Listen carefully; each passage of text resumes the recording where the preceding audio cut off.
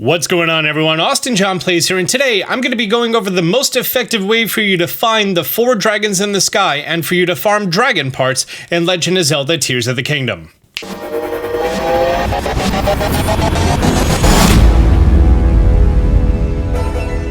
Right off of the bat, I want to let you know right now, there is a mechanic in the game that makes it absolutely impossible for you to get a dragon part faster than 9 minutes and 59 seconds. It takes 9 minutes and 59 seconds for a dragon to recharge and for you to be able to shoot it again in order to get an item.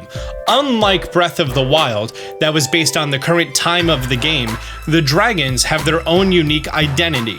And because of that, they are constantly going to be going around in the world, even if you haven't loaded them in, even if you're on the other side of the world, on a different plane of existence, meaning the depths versus the surface, they are still going to be continuing on their path at their preset timed intervals. Sleeping in a bed, or by a campfire, or saving the game, turning it off, changing the date, all of the things that you think you know how to manipulate things in games, that does not change the dragons in this game. They don't have a set spawn time or location, they just spawned in at one point while you were playing and perpetuated their entire cycle. In this video, I'm going to be going over how you can easily find the 3 elemental dragons followed by the light dragon by simply triangulating their coordinates based off of all the information I'm going to be providing you. And then I'm going to be going over the basic mechanics of being able to be on a dragon, not take any damage whatsoever, and just chill and farm the dragon parts while you watch a Netflix show or do something else.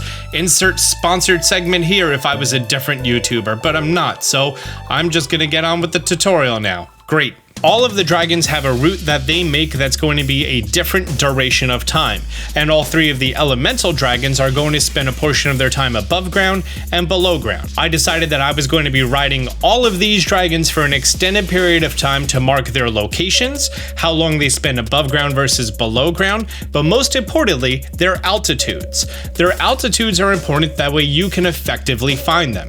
Because of that, there's no way to easily figure out where they're going to be other than just going to a few key locations that's going to make their location pretty obvious. Let's talk about the dragon's routes, because once you understand the dragon routes, you're going to be able to understand how you're going to find them easier.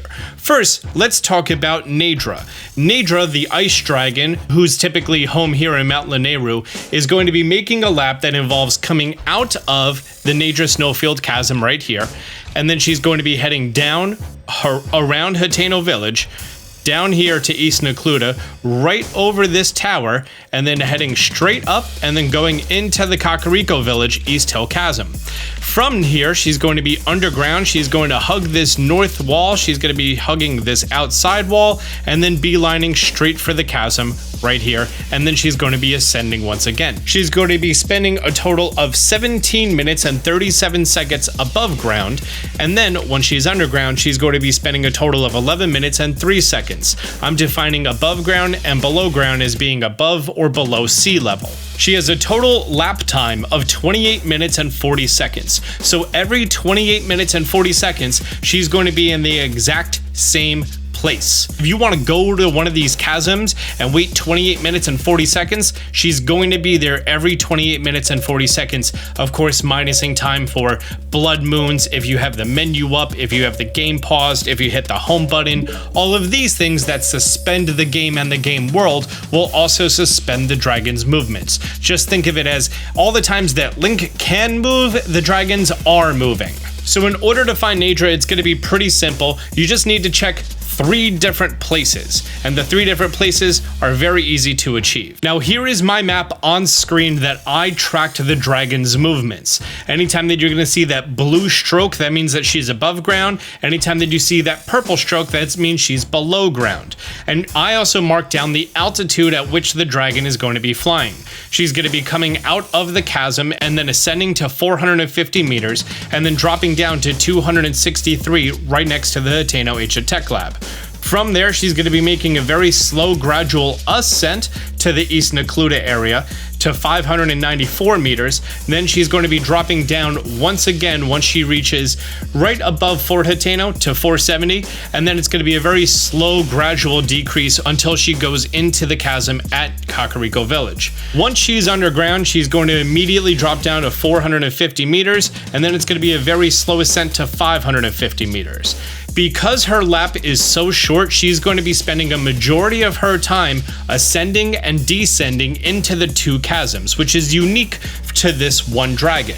So for that, there's only 3 places you need to check in order to find this dragon. Once you're here at the Mount Lanayru Skyview Tower, you're going to leave the tower and you want to look south. And then you want to focus on the saber. Oh no, that's not the saber, that's Naydra. Okay. Or we already found her. That's awesome. But pretend I didn't see her right there. Right below her is actually going to be the saber past Lurlin Village. If you look in that direction, you should be able to see it if it's a little bit clearer. But the whole point of us coming here is to do that quick glance. Yeah, it's really hard to see, but that's not actually why we're here. Yes, you could totally see her, and in fact, there she is. I'm gonna go ahead and put down a save and act like I didn't see her. And if I reload from this hard save, I'm gonna be in the same place and she's gonna be in the same place. But what you wanna do is take out your pins, make sure that all 6 of your pins are going to be active for this because you don't want to get mixed up. Mark one chasm as one color and another chasm as another color. From here, all you gotta do is dive into that chasm. Because while you're here looking directly south of you, and then while you're diving into that chasm, you're going to visually be seeing about 37% of her entire duration of her course. So because of that, from being on top of there, looking south, coming here into the chasm, entering the depths, and then once you break what I call the black barrier and you're able to see things if you lit things up, all you have to do is focus toward your red marker, which is going to be the other chasm. And now that you can see from here to there, you're now seeing almost all of her depths route. If you didn't see Naydra on this route, you need to go to the North Necluda Sky Archipelago. Jump off of the island as fast as you can. We are going to descend past what I call the blue barrier. You'll notice how everything was blue and now everything is green.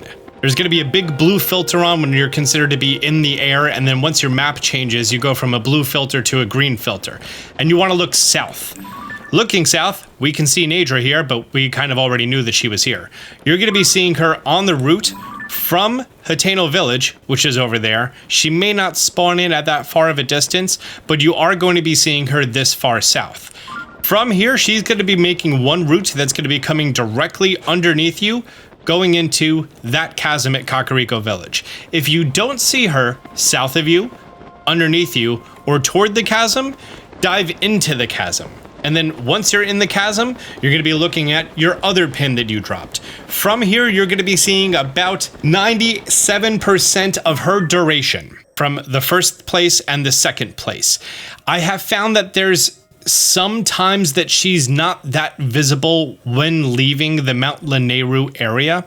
So because of that, I would recommend making your way to the Kumamayan Shrine here in the Necluda Sky Archipelago. And the whole point that we're actually dropping down past the blue barrier is because I know that she is never going to be ascending higher than 549 meters. So because of that, it's going to be very easy to see at almost eye level. You're not looking up and down wildly. You want to narrow the amount of space that you're looking for her.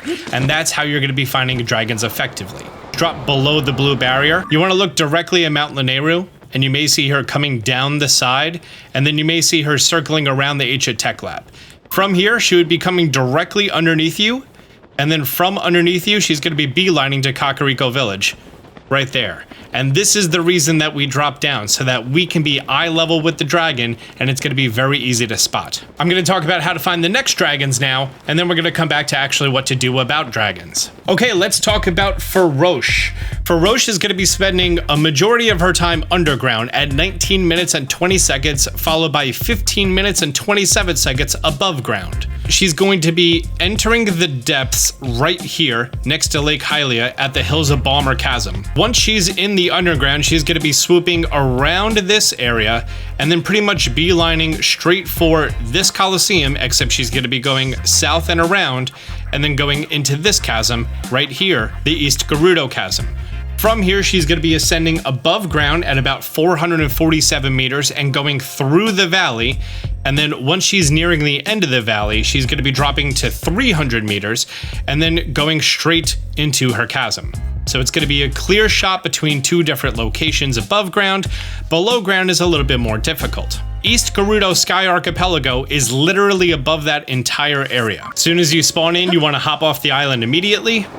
Past the blue barrier, it's going to be around 700, 800 meters. From here, you want to look at the tower and then into the valley. I'd recommend not through the periscope. That's just for, you know, or the turret pad. That's just for, you know, exemplifying where you're looking. You're going to be looking in the valley. It's going to be a massive dragon and easy to see, even if it's a little bit foggy. From here, she's going to be heading out and then going out of the valley, not touching the Great Plateau, but still remaining on this sandy area, and then going straight to the lake. There she is. We're actually doing pretty well on finding the dragons the first time, to the point like it's like oh, okay, well, there it is already. Once she's a little bit further, she's a little bit harder to see, admittedly. If you drop down a little bit further to almost her height, around 500 meters, it's slightly easier to see, but not by much. If you didn't see her while doing this jump, which covered pretty much from this tower, all of the valley going down, she may be from this area into the chasm, which is a little bit more difficult of an area to see. Granted, you could just go into the Skyview Tower, look directly below you, and then hop into this chasm, although that's a little bit time consuming. So I usually just skip that until after my first few steps if I don't see her. If you did not see her, then there's a chance that she's going to be on this stretch of underground, or she's going to be on this stretch of underground, or she's going to be circling around the labyrinth. If you illuminated the light route at the labyrinth, it's going to be the easiest place to cover a lot of ground, because we're going to be at minus 478 meters. She's going to be right around our height at negative 512. So she's going to be just ever so slightly below, but you're going to be seeing all the electricity, and you just, you know, walk over to the edge and then look down, and then you're going to be able to see your dragon. This is going to be covering an area completely around her, also into this very, very deep depths area over here that she likes to spend a good amount of time in while she's descending, which is all of this giant underground area, to the point that you can see so far away, if you actually lit up your light routes, that you can see almost all of her underground path. And that's fantastic. These two spots are going to cover 72% of her duration of her entire trip. If you don't see her between these two locations, I'm not going to go there myself, but I recommend making your way to this light route, the Kosustu light route, which is right below the Highland Stable. And then you're going to be able to see a little bit of her trip here, and maybe even also down to the chasm. If you can't, just make your way to this light route, and then you could see this half. If you don't see her in any of those scenarios, that means she's either in the middle of being in this chasm, which you could just make your way to this shrine right here, and it's like a 20-second walk to the Hills of Balmer Chasm. Hop in there, chances are you're gonna find your dragon. As soon as you spawn in, you just cross this little tiny river, then you could ascend up right next to this ore, and then boom, 20-second trip over to the chasm. Which if I pan up, boom, there's my Thunder Buddy. We're not doing the voice and everything like we did in Breath of the Wild. I'm not going to do that anymore, but there's our Thunder Buddy. And if you don't see her there, then she's in this little stretch of land that's going to be over here to the left, which is a giant pain. You have to get inside of the Skyview Tower and then make your way inside of here. Otherwise, you're going to have to make your way to this shrine, and then you have to go up to here, which is a pain. So I usually save that till last. Moving on to our next dragon is going to be Dinral. Dinral follows almost an identical path above ground and below ground. Dinral is going to be here in Akala Highlands and exiting the East Akala Plains Chasm, shooting up, taking a sea route around the Akala Ancient Tech Lab, and then going just north of Death Mountain, wobbly wobbly into here. Gonna do a 180, and he's gonna do a wobbly wobbly over the Death Mountain area, making its way literally the exact same course above ground and below ground. Because of that, I recommend making your way to the Gikaku Shrine. Yeah, that's the route you want to look for Dinral. I am just 3 for 3 right now, aren't I? But this is a tutorial on how exactly to find the dragons, and the fact that I'm finding them so easy should just speak to how well this video works. You're gonna hop off of here, look at the chasm hole that he's gonna be coming out, and then he's gonna be pretty noticeable going up and around. Because he's red and right now the blue filter is on, it doesn't affect how well you can see him, but if you want to hop down to below the blue barrier and out of the sky, it's going to be even easier to see right next to the Akala area, which has all the red trees and stuff. From here, he's going to be taking a route that's pretty much following these hills going up. So you can actually see him for a very good distance until he's in the way of Death Mountain. And oh, it's the Light Dragon. I wasn't ready for that part yet, but this is actually a great time to talk about the Light Dragon, who is such a pain to find because her route is 112 minutes and 3 seconds. So if you're just going for dragon parts, go for the 3 elementals, and then if you happen to run into the Light Dragon, ditch whatever dragon you were thinking about doing and go find the Light Dragon, because she is a fickle thing to find. For the rest of Dinral's route, if you don't see her coming up on this route over here, I recommend making your way to the shrine at the top of Death Mountain. Once you make your way here, you want to just go north and then look straight across. You're going to be seeing a large amount of Dinral's route coming from over here, not the Light Dragon, Dinral's route, and then she's going to be making her way westbound, going over all of the Elden region. And then from here, you should be able to see when she's going to make her way all the way over to the Tiflo ruins right over there. And the chasm she's going to be entering is going to be right over there. And while you're looking left to right, the height that you're at right now is probably going to be around 700. And Dinral's height is going to be between 730 and 550. So almost completely eye level with you. So from Death Mountain and from that one sky tower, you're going to be seeing a majority of her above ground route, which, by the way, her above ground route is going to be 22 minutes and 31 seconds, the longest of all the elemental dragons. And then the below route is going to be 24 minutes and 44 seconds, the longest out of all of the dragons. And it's going to be going north and hugging this north wall. So if you make your way to the Kayam Light route next to the Elden Dark Skeleton, you're actually going to be seeing a lot of her underground route. I'm sorry, I keep almost calling Dinral he and using male pronouns. If you don't know, the 3 dragons are in the image of the 3 golden goddesses that helped form the world of Hyrule. Because of that, I always try to use the proper female pronouns. Anyways, from here, if you look straight, we're going to be at minus 555 meters, and Dinral's route is going to be at minus 460 when he enters here on the left, and then he's going to be slowly descending to minus 650 once he passes the Dark Skeleton and heads toward Death Mountain's underground area over here. Granted, if you already did the Goron questline, then from the Sipsum Shrine, you can actually just hop your way into the chasm and then cover a little bit more of this area faster. But honestly, this is pretty much as fast as you need it to be, right? But if you don't see her between these 2 locations, you should make your way to this light route over here. And then if you don't see it there, then in all likelihood, probably going to be in this little stint of Tiflo ruins. So you can make your way to the Mayim Shrine, hop into the chasm, and then from under the chasm, make your way north. And then that covers pretty much all of her entire route. Okay, let's talk about the Light Dragon. The Light Dragon has 2 different heights that it is going to be at throughout your entire time playing the game. After you finish the story events that take place in the Korok Forest and the Deku Tree is all super happy again, that is your cue that the Light Dragon is now going to be at a new altitude.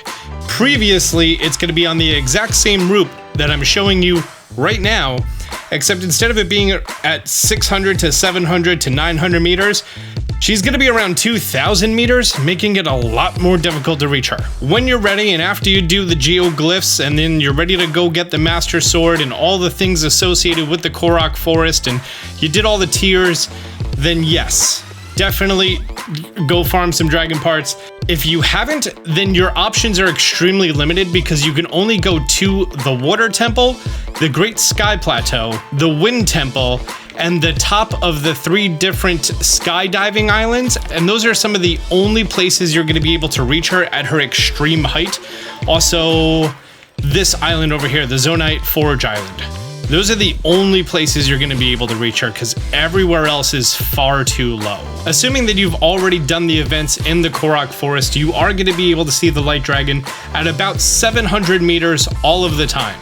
Because of that, there are a few places that you can see her. However, if you saw the last chapter on finding Dinral, if you happen to see where the light dragon is while you're looking for other dragons, then I highly recommend just stopping the elemental dragon hunt you're doing and go to the light dragon, because her route is going to take a total of 112 minutes and 3 seconds. Yes, I rode the light dragon for 112 minutes and 3 seconds from exact point to exact point to come up with these exact numbers. So you may notice something around the route that the light dragon is going to be going. It is almost going to be completely mirroring a path that brings you to each of the various tiers of the dragon all throughout the entire Hyrule Kingdom. Because of that, it's going to be pretty easy for you to triangulate exactly where it's going to be. I'm going to recommend that you make your way over here to the Mayim Shrine, which is here at the North Hyrule Sky Archipelago, which then you're going to be able to see pretty much all around the Elden Sky, Akala Sky directly below you, and the Hebra Sky to when she comes back out over here. Probably also the Central Hyrule Sky, although that might be a little bit too far. So, I recommend making your way to the Tabantha Sky Archipelago, to the Ton Hai Shrine, and from here you're going to be able to look north and see this entire route that involves her going south. And then your vision is probably going to drop off here at the Gerudo Sky, so make your way over to the East Gerudo Sky Archipelago, and you're going to be seeing the route that she's going to be taking over the Gerudo Highlands directly below you. She likes to wobbly woobly from over here, and then make her way up through the Necluda Sky to the Water Temple. So if you make your way over here to the South Lanayru Sky Archipelago and Valor Island, one of the Skydive Islands, you should be able to get a pretty good view of her entire bottom right leg of her entire trip. And if you don't see her here, then definitely make your way to the Sokala Sky Archipelago, and that should cover everything you need to see from the Water Temple to the Akala Sky. I'm sorry that the route for the Light Dragon is so big, but that's how big her route is, taking almost 2 full hours to go through it. It takes the longest for her to go around, and it's a giant pain. Great, now that I've talked about how to effectively find where the dragons are going to be with the least amount of time and effort involved, once you find yourself a dragon, it's going to be pretty easy for you to go ahead and farm their parts. Following my advice, you should be able to look in the sky, find whatever dragon you want, or multiple of them, and I'm going to go ahead and just pin this dragon. If I wasn't already as close as I could possibly be, I would probably fast travel to another shrine that's in the sky and make my way closer, but we're already pretty close to the light dragon. Okay, let's talk about actually farming your dragons. First of all, dragons are soft, so you will never get fall damage when you land on them, which is pretty neat. You don't need any of the sages out, although having Tulin just flapping by just makes me feel happy, so he's going to be hanging out with us. When you make your way to a dragon, you should be prepared. When you're going to be on Naydra, Naydra is going to be at a -2 temperature level, so because of that you need 2 levels of cold resistance between tunics or shield or weapon, whatever you want to do.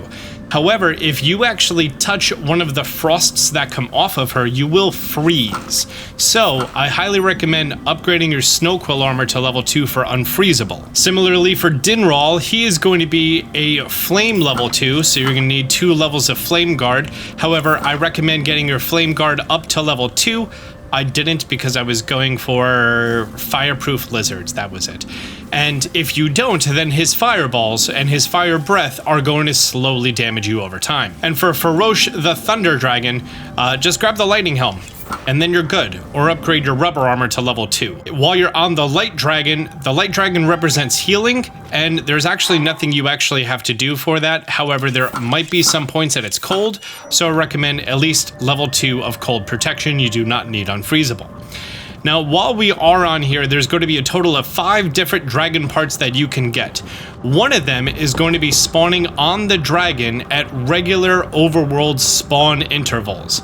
And that's going to be this, the Shard of Spike. This is going to be a quick little neat item that you can fuse to arrows or to weapons or whatever else you want like that. The light dragons is going to be a fuse power of 12, but the 3 elementals are going to be a fuse power of 16. While you're on here, you can usually get a whole bunch of them in one trip, so feel free to go for it. Just a heads up, if you decide to save on the dragon, the game is not going to remember your position. It's going to remember the last time that you were on solid ground, and the dragon does not count as solid ground. So therefore, if I save my game, even if the picture looks like I'm on the dragon, it's not going to put me back on the dragon. It's just going to remember the last time I touched ground, and you're going to be far away from the dragon. The only thing that's advantageous of this is if you get items while on the dragon, you are going to have those items, which is nice. So the Shard of Spike is the new item, and there are 4 items that you can get from the dragon. One is going to be the scale. If you were to shoot anywhere on the dragon's body, mostly the parts that look like scales, like right here, you're going to get yourself a scale. You could either do a melee attack, or I typically just like to take out a bow and arrow, face directly down, and then after I loose the arrow, I just tap A to get the scale, and I tap A again to get my arrow back. That's considered the lowest class of item, the scale. The second lowest class is going to be the claw, and in order to get the claw, you actually have to fly off of the dragon to do it effectively. And you can't land inside of a claw, so because of that, there's no way to easily land and collect the item. You just want to come here, enter bullet time, loose the arrow, and then try to make your way as close inside of the talon as you can to collect the item. Otherwise, it's going to fly down to the surface. Making our way up, the next best item is going to be the Fang, which is typically a fuse power of 20. Keep in mind the light dragons is always less. So for the fuse power of 20 Fang, you need to make your way over to the head of whichever dragon that you're going to be trying to get. And I recommend flying underneath the dragon. Take out your bow and arrow, and you want to aim to the scaly part of the underside of its mouth. You don't want to aim too far back. Aim as close to the tip as you can. And that's going to be the most successful way for you to get that. And then the most valuable part is going to be the horn. And I just want to let you know that when looking and sorting by type, you're going to be seeing pretty much all of the parts here, except for the spike, which is going to be here, and then much higher up is going to be the horns. So if you don't see the horns, they're right next to the Gleeok horns. I mean, I get it that they decided to sort it with all the horns, but I think I would rather sort it with all the dragon parts. And in order to get your item, just aim down, shoot, and tap A to collect it. This is the first time I've ever gotten a shard of the horn. Now, you may have noticed that now all of the lights have gone out. And from the time that you shot the dragon, it's going to be exactly 10 minutes for them to recharge. So you can come right here, put your controller down, and wait 10 minutes. Now this little flashy bit right here, that's just, hey, I'm recharging right now. This is what I'm going to recommend for people who are watching a TV show, doing work, working from home, paying your taxes, whatever you're doing, that you happen to have a monitor or your handheld Nintendo Switch nearby. In your system settings, you can go to TV output, and then you're going to see screen burn-in reduction. After 5 minutes of your controller sitting down doing nothing, your screen is going to dim considerably.